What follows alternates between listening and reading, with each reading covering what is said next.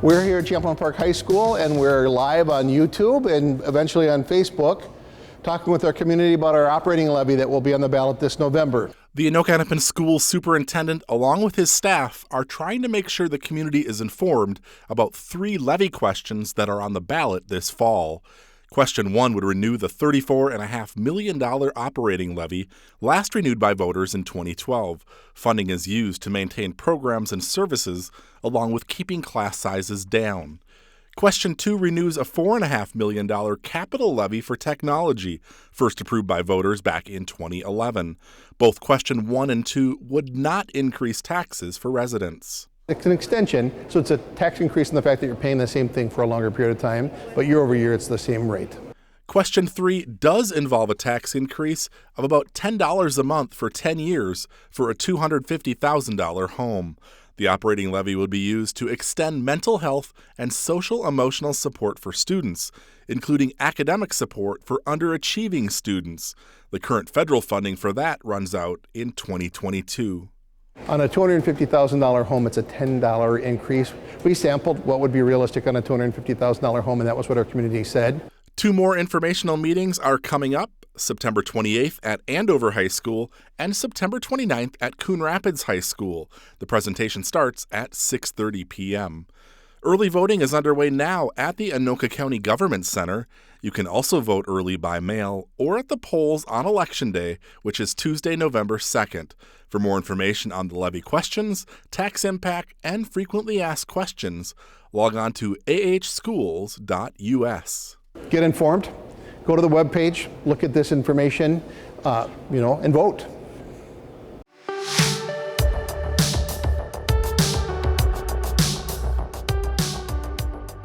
Three, 2. All right. Bravo!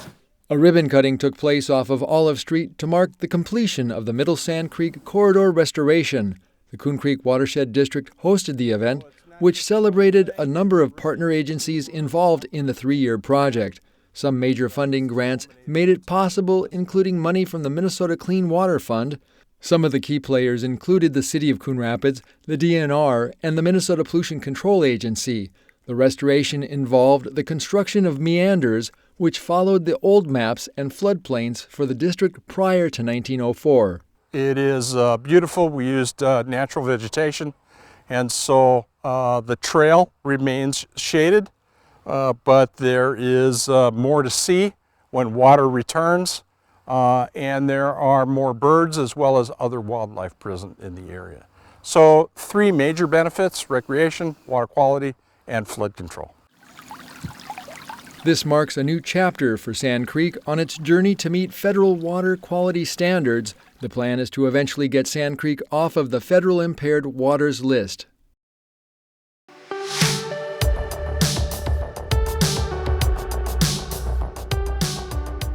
Here's a quick recap of the Tuesday, September 21st City Council meeting. The preliminary tax levy for 2022 has been set. On Tuesday night, the City Council set the levy for next year just shy of $31 million, which is about a 4.5% increase over this year's levy. Part of that increase is due to 2 new positions being added to the budget in 2022, 1 additional police officer and 1 additional firefighter. The budget also includes around $13 million to build a new Fire Station 3. Preliminary property tax statements will be sent out by Anoka County in November. The final city budget and tax levy for next year will be approved in December. The Coon Rapids Police Department is getting a grant for the coming year to enforce DWI laws. The $125,000 grant comes from the Minnesota Office of Traffic Safety. The money must be used to enforce laws prohibiting driving while impaired. The department received a similar grant for 2021.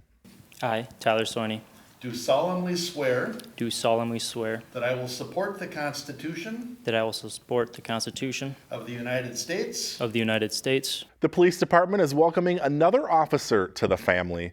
Mayor Jerry Cook administered the oath of office to Tyler Soini Tuesday night. Soini grew up in Inver Grove Heights and previously worked as a corrections officer. His wife pinned on his permanent badge, which is number 179.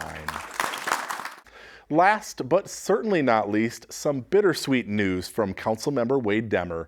Demmer is moving out of Ward 3 and must resign his seat on the City Council. But the good news, he's staying in Coon Rapids. I'd like to think I did my best to represent the people of Ward 3 and the city of Coon Rapids. And it's hard to leave early. I've done almost 7 years, so I would have had one more year left. I did not plan on running again because that always felt like it could be somebody else's turn. I guess it's someone else's turn a little sooner. Wade thanked his constituents, city staff, and his family and promised to stay involved in the city in a non-elected capacity. As a parting gift, Wade received a Demmer Lane street sign, which he posed with, along with his wife and 3 kids, at the end of his last city council meeting. He will certainly be missed. And that's a recap from the September 21st city council meeting.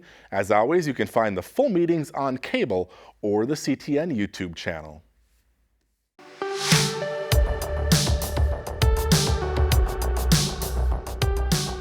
Welcome everybody to the Coon Rapids 6th Annual Love My Pet Fair. Gorgeous weather greeted visitors to this year's Coon Rapids Love My Pet Fair at Riverview Park. Oh, yeah. Those visitors included humans, dogs, and yes, even a bird. So this here is Beans. She is a green cheek fancy conure.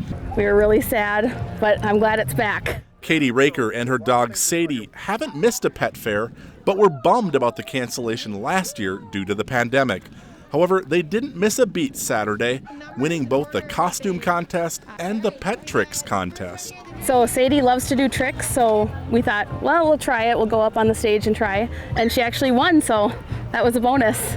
In addition to fun contests, games, and even a pet photo booth, local vendors set up shop, showcasing their products and services. Pet owners can also get their 4-legged friends vaccinated and licensed. Coon Rapids is really committed to this event. It has been a great growth that has happened over the 6 years that we've held it, and we've heard from the community that they really appreciate it and enjoy it. There's a lot of dogs here and all ages of dogs, and it's kind of fun to watch and all the dogs interact. So if you missed it this year, as they say, there's always next year.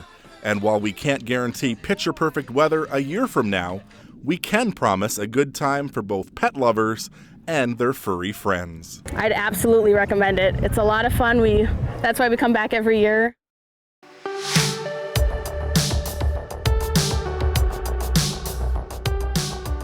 Drops in my eye, country road. On the Santa Root family farm up in Ham Lake, Well, welcome. it was a September pig roast and outdoor picnic where volunteers, guests, and dignitaries gathered to mark a milestone. Welcome to everybody that's here today on a very, very special occasion as we celebrate the 10th anniversary of Bikes for Kids. God bless you all for what you're doing. There's 70 of you passing out 12 or 1,400 bikes and a couple thousand to Africa to help with their agriculture. I mean, way to go. Over the past decade, the organization has repaired and delivered thousands of bikes to kids and people in need.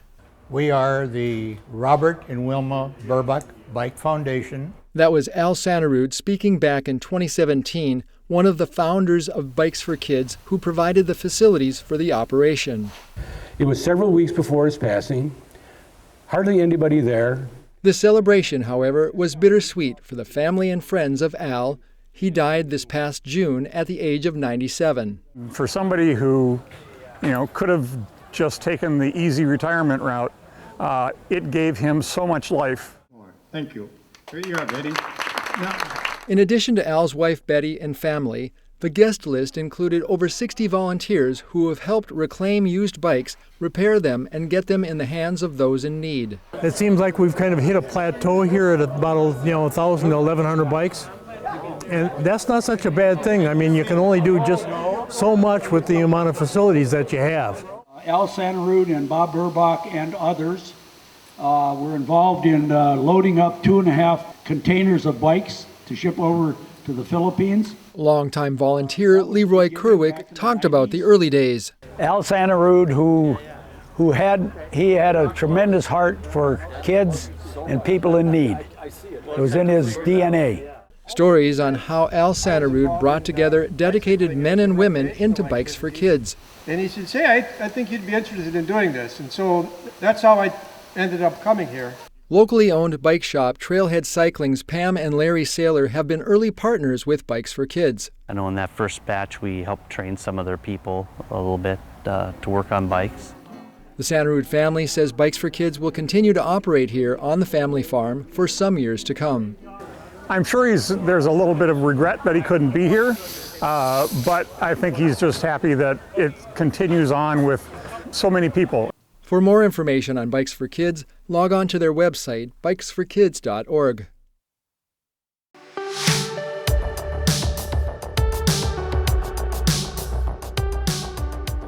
Voting is a basic democratic right in the U.S., yet for whatever reason, some still aren't registered to cast a ballot on Election Day. But National Voter Registration Day is a push to change that. Each year it's the fourth Tuesday in September. Linda Rogers has long been active in the local chapter of the League of Women Voters. She says it's important that everyone eligible to vote knows their registration status. Sometimes we change addresses, names change, people don't vote at every election, and a person's name can drop off the voter registration rolls without them understanding that's happening. National Voter Registration Day started in 2012 and takes place Tuesday, September 28th this year. Registration booths will be set up at both the Northtown Library as well as the Rum River branch. You can also go to mnvotes.org to check your status or to register. All you need is your driver's license or a state-issued photo ID. And while there's no federal or state elections this fall, there are some local races. And in Coon Rapids, the Anoka-Hennepin School District has 3 school board seats that are open. Each one is contested. And they also have ballot questions that people will be asked to endorse or not. According to the 2020 census, about 1 in 4 eligible Americans are not registered to vote, and 60% of people between the ages of 18 and 24 are unregistered. Rogers hopes more and more young people will do their civic duty and not take the right to vote for granted. Well, I think that's the irony, because it's pretty rough and tumble out there right now. But the fact is that people have endured more than social discomfort in the past to gain the vote. So we need to plow through that, think about how we want to vote at the polls, and go ahead and do it. Again, National Voter Registration Day is Tuesday, September 28th. Log on to mnvotes.org for more information or to register. Since 2012, more than 4.5 million people have registered to vote on National Voter Registration Day.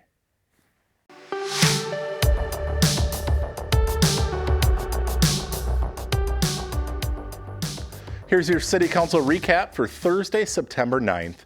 A new medical office building will be coming to the southern end of town. At Tuesday night's City Council meeting, JHM Properties received site plan approval for a 2-story, 12,000 square foot medical office building off Springbrook Drive and Hawley Street, right next to the Quick Trip. The 1.9 acre site is currently undeveloped.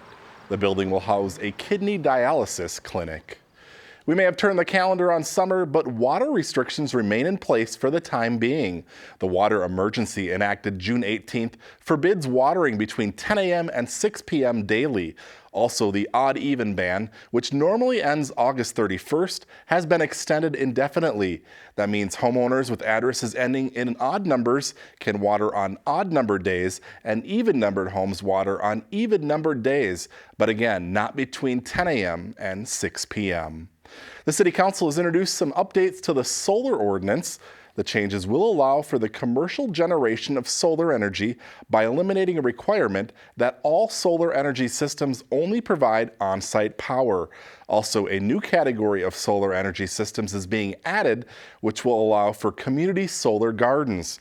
In 2020 alone, 16 solar systems were installed in Coon Rapids.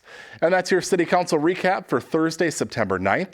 As always, you can find the full meetings on cable or the CTN YouTube channel.